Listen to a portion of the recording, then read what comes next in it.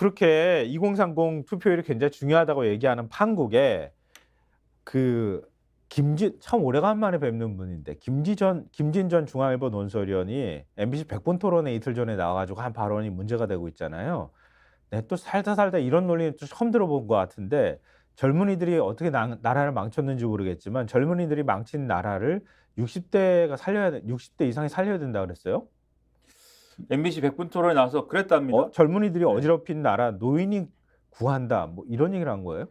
그러니까는 김진 전 중앙일보 논설위원이 MBC 백분 토론에 나와서 젊은이들이 망친 나라 60대 이상 투표율을 극적으로 높이는 방법밖에는 없다 이렇게 얘기했다라는 건데 여당이 뭔가 만회할 수 있는 유일한 변수는 60대 이상의 아주 예상외로 높은 투표율이다라면서 젊은이들이 망친 젊은이들이 어지럽힌 나라 노인이 구한다. 옛날에 고대 그리스어부터 벽에 이렇게 문구가 적혀 있었다는 거 아니냐. 이렇게 얘기하면서 젊은이들이 헝클어 놓은 이거 노인들이 구한다는 호소를 해서 60대 이상의 투표율을 극적으로 높이는 방법밖에는 없다라고 거듭 얘기했다라고 하고요. 그다음에 정권 심판 여론이 왜 이렇게 있느냐에 대해서 김건희 여사에 대한 질투이다. 윤석열 대통령 부부는 권력도 가졌고 재산도 많고 어려움 없이 살아온 부부인데 이것에 대한 많은 사람들의 질투와 질시 등이 밑에 깔려 있다. 이렇게 얘기를 했다고 합니다. 그리고 이 자리에서 또 논란이 된 게 노무현 전 대통령 관련 의혹을 제기한 건데 노무현 전 대통령의 서거에 대해서 그 노무현 전 대통령의 딸 정현 씨, 사위 곽상원 변호사 부동산 의혹 뭐 이런 게 있지 않았습니까? 네. 거기에 대해서 곽상원 변호사 공천한 거에 대해서 문제 제기를 하면서 그런 발언을 했다고 하는 건데 여기에 대해서 이제 토론 상대로 나온 유시민 전 노무현 재단 이사장이 거기에 대해서 강하게 문제 제기를 하는 그런 장면들도 여기서 연출이 됐습니다. 제가 볼 때는 근데 보수 진영의 대표 패널로 나와도 되는 건지 모르겠어요, 나는. 제가 볼 때는 김진 전 논설위원이 그동안 신문이나 뉴스를 잘 안 본 게 아닌가. 감이 상당히 떨어져 있는 상황에서 자기 진영에도 전혀 도움이 안 되는 얘기를 아니, 늘 떨어져 있었어요, 제가 볼 때는. 예. 자기 진영에도 전혀 도움이 안 되고 상식에도 안 맞고 살이 안 맞는 얘기를 이렇게 하고 있다라는 거에 이게 대해서 국민의힘 쪽에서 동의가 된 걸 가능성이 굉장히 높아요, 내가 볼 때는. 그 패널 선정에 있어서는 그랬겠죠 아마. 예, 그렇죠. 근데 국민의힘이 계속 그 김진 전 논설위원을 이게 패널로 두는 게 맞는지 모르겠네. 하여튼 근데 뭐 선거는 얼마 앞두고 안 남았기 때문에 또 한 번 나올 수 있을까요? 다음번 백분 제가 토론이 볼 기대가 때는 되네. 국민의힘이 그 사리에 맞는 판단을 하고 있다면 강한 문제 제기를 해서 이분을 하여튼 뭐 방송에 출연시키지 못하게 하는 걸로 문제 제기를 하지 않을까요? 다른 거는 문제 제기를 엄청 하지 않습니까? 국민의힘이 방송에 대해서 방심위에다가 계속 민원 넣고 있다잖아요. 이거야말로 방심위에 좀 민원을 넣으시기 바랍니다. 방심위에 우리 보수 편향된 패널을 선정을 했기 때문에 안 된다고? 그렇죠. 이 우리 보수 진영을 괴멸시키려는. 그러면 또 방송사 징계 주는 거예요? 차라리 그렇게 하든지 우리 보수 패널 우리 보수를 괴멸시키려는 가짜 보수다 이렇게 한번 민원을 넣어보시기 바랍니다. 어떻게 하나? 법정 제재 받겠네. 큰일 났네. 자, 그러면 저희가 여론조사 깜깜이 기간에 들어가기 때문에 막판에 지금 그 신문들이 여론을 어떻게 전하고 있는지만 이거는 그냥 지면 내용을 다 자세히 전달해 드리기는 어려우니까요. 쭉 가면서 스케치하듯이 설명을 좀 드리겠습니다. 한국일보 일면 막판 늘어난 경합지 50곳이 승패가 가른다. 지금 자꾸 50곳이라고 하는 얘기가 등장하는데요. 아까도 뭐 저희가 한동훈 비대위원장이 수도권 특히 이제 서울 같은 경우에도 한 20여 곳 정도가 경합지다 이렇게 얘기를 했다고 하는 내용도 좀 소개해 드렸지만 경합지가 늘어나고 있다고 하는 건 민주당 입장에서 바짝 긴장해야 될 부분인 것 같고요. 왜냐하면 말씀하셨던 것처럼 국민의힘은 일단 바닥 찍고 그리고 난 다음에 보수층 결집하면서 조금 올라오는 분위기가 좀 있다 일부 포착되기로는. 일부 분명히 결집은 할 거예요. 일부. 네, 그게 그렇죠. 정도가 어느 정도냐의 문제지. 예, 맞아요. 그런 것들하고 일맥상통하는 내용이라고 보면 될 것 같고요. 한겨레 신문 3면도 보여드리겠습니다. 경합지 늘어난 부울경, 국힘 33석 수성, 민주 최소 12석. 요거는 의미가 있어 보여요. 그렇죠. 예. 지금 경합지가 늘어났다는 얘기는 거꾸로 말하면 부울경의 여론이 그만큼 국민의힘한테 나쁘게 돌아가고 있다는 얘기나 마찬가지잖아요. 그렇죠. 이 지역에 있어서는 네. 당연히 그런 것이고 그러니까 지난번 총선 결과를 보면 국민의힘이 상당히 크게 졌지 않습니까? 네. 그럼에도 불구하고 마지막에 어쨌든 영남 지역에서 결집이 일어나면서 부울경에서는 성적이 그렇게까지 무너지진 않았던 거거든요. 오히려 민주당이 그 전에는 8석이었는데 7석으로 뺏겼어요. 그렇죠. 네. 그래서 부울경에서는 결집이 일어난 효과를 봤는데 봤음에도 불구하고 수도권에서 전멸하면서 완전히 이렇게 국민의힘은 완전히 대패했던 거 아닙니까? 근데 그런 상황에서 그래도 PK 낙동강 벨트는 지켰는데 그렇죠. 그런데 그것도 지금 흔들리고 있다. 그렇죠. 부울경이 흔들린다라고 하면은 국민의힘에서 지금 서울에서 일부 결집이 이루어지고 있다라고 하더라도 예. 결국은 서울에서 결집이 이루어지고 있다라고 보는 거거든요. 국민의힘은. 그렇다 하더라도 부울경이 흔들린다라고 하면은 이게 플러스 마이너스 돼서 결국은 큰 성과는 없을 수도 있다라는 경계심을 갖게 하는 대목인 거죠. 저 대목이. 네. 보수 진영을 더 뭐랄까요? 긴장하게 만든다고 해야 될까요? 아니면은 힘을 주기 위해서 썼다고 해야 될까요? 조선일보 일면 저희가 보여드리겠습니다. 일면은 없나요? 조선일보 일면에 여야 전국 50곳 수백 표 차로 결판. 요런 기사가 일면에 들어가 있는데요.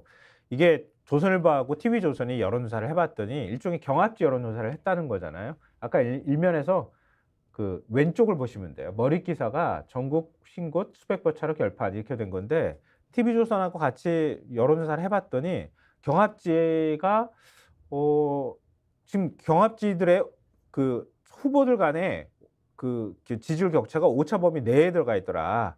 근데 그 부분이 그 수백 표 차로 결판 난다는 건 어디서 나오는 얘기인지를 모르겠어요. 그러니까 문학적 이전에 이전의 경향을 보니 경합 지역 같은 경우에는 수백 표 차이로도 승패가 결정이 나더라. 그렇죠. 근데 이제 그게 이제 제가 이제 문학적 표현이다라고 말씀드렸는데 근데 그런 표현들은 사실 이재명 대표도 하고 한동훈 비대위원장 양쪽에서 이제 하는 표현이에요, 사실. 네. 그만큼 뭐 진짜로 수백 표 차이가 당락을 가른다기보다는 그만큼 이제 이후 상황에 따라서 완전히 뒤바뀔 수 있는 그러니까는 총선이라는 게 그렇지 않습니까? 정말 비등비등 한 5%포인트 이내로 승부가 갈리는 지역구들이 여러 군데가 있을 수가 있는데 특히 서울이라든가 수도권 여론의 경우에는 이게 완전히 지역별로 이 여론이라는 게 완전히 다 갈리지가 않아서 한 번 넘어가면 같이 넘어가는 경우들이 이제 있잖아요. 네. 그런 것들을 보다 보니까 각 지역별로는 수백 표 차이라든가 수천 표 차이 이렇게 갈릴 수도 있는 거지만 전반적으로 보면은 몇 개 지역구가 한꺼번에 움직이기도 하고 이런 현상들이 나타날 수 있다라는 그러한 이제 여론조사 결과다라고 지금 이 신문은 주장하는 거죠. 근데 재밌는 게 앞서 3면이 먼저 나왔는데요. 3면 다시 한번 보여주실래요? 조선일보가 오차 범위 내에 들어가서 수백 표 차로 이 승패가 갈린다고 얘기한 그 지역구를 지금 이렇게 쭉 해가지고 지지율을 보여준 거예요. 46대 41, 44대 38, 46대 38. 수백 표 차로 갈리겠네. 이제 여기서 이제 조선일보가 열심히 강조하는 것은 네. 사실은 이게 제가 아까 종이신문 보니까 그 표현이 없는데 인터넷판을 보면은 네. 플러스 마이너스 4.4%포인트, 그러니까 95% 신뢰 수준의 플러스 마이너스 4.4%포인트가 이 표본 오차인데 네. 그렇다라는 거는 8.8%포인트 격차까지는 오차 범위 내라는 것이다. 이걸 굉장히 강조해놨어요, 인터넷판에는. 아니 근데 그 기사에도 있기는 있어요. 이번 조사는 우리 조사 개요 표현하잖아요. 네. 제가 이게 또 이렇게 다르게 해석했다고 뭐라 하실까봐 전해드릴게요. 각 지역구별로 만 18세 이상 남녀 500명에서 501명을 대상으로 휴대전화 면접 방식으로 실시가 됐고요. 응답률은 10에서 15.3%였다고 합니다. 조사 이 표본 오차는 95% 신뢰 수준에서 최고 플러스 마이너스 4.4%포인트라고 합니다. 그러니까 그렇게 써놓고 조선일보 인터넷판에는 이렇게 친절하게 해설을 써놨어요. 오차 범위 플러스 마이너스 4.4%포인트라는 것은 둘의 격차가 8.8%포인트 이내일 경우엔 우열을 가릴 수 없다는 뜻이다. 이 문장이 들어가 있어요, 인터넷판에. 언제부터 조선일보가 이렇게 보도했어? 그러니까 이렇게 친절하게 해놨는데 그 아까 조선일보 3면 다시 보여주세요. 3면을 보시면 제목이 황희 구자룡, 안기령, 김재섭, 이지은, 조정훈 이렇게 해가지고 어쨌든 저 세 가지는 어쨌든 8.8%포인트 이내인 격차는 맞습니다. 저 세 개는. 그렇죠, 그렇죠. 근데 사진을 보시면은 지금 두 개가 더 있잖아요. 그렇죠? 공영훈, 이준석, 추미애, 이용. 저 두 개는 거기는 그 이상으로 벌어졌죠. 그렇죠. 8.8% 이상의 격차가 나고 있어요. 네. 그래서 아마 저 얘기는 하고 싶지 않았나 봅니다. 특히 마지막 거 추미애, 이용. 이 지역구의 경우에는 별로 강조하고 싶지 않았던 것 같다. 않았겠지. 네.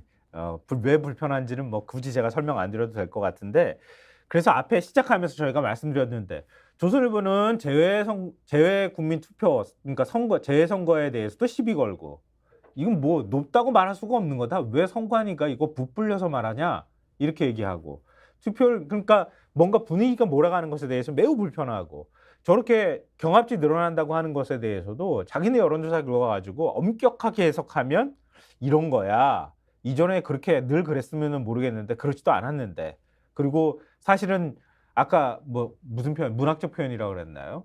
수백 표 차이로 갈릴 거야. 그러니까 더 적극적으로 뭔가 투표장에 나와 더 결집해야 돼. 이런 메시지를 사실 암묵적으로 던지고 있는 건데 그걸 확연하게 보여준 사람이 있어요. 바로 김창균 논설 주간 칼럼을 우리가 읽지 않았으면은 이걸 거꾸로 이렇게 해석하지 않았을 거예요. 해석하는데 좀 주저했을 수도 있는데 김창균 논설 주간 칼럼을 보면 그 내용이 속내가 다 고스란히 드러납니다. 총선 결과에 늘 놀라곤 했다. 이 제목이 뭔가를 이렇게 보여주는 것 같지 않아요? 이번에도 놀라고 싶다. 네.